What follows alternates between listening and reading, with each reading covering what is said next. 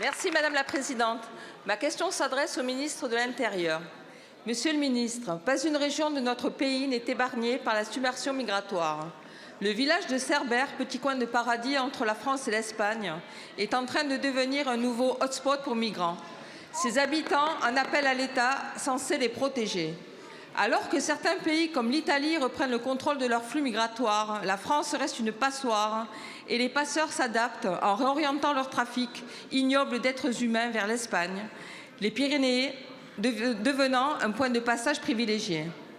Je le constate régulièrement en faisant le tour des points de contrôle où les policiers font face à un manque de moyens et surtout de volonté politique.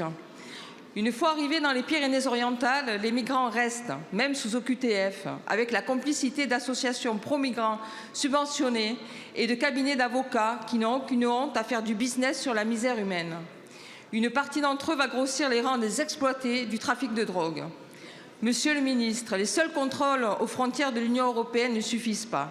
L'exemple italien prouve pourtant qu'avec de la volonté, la submersion migratoire n'est pas une fatalité.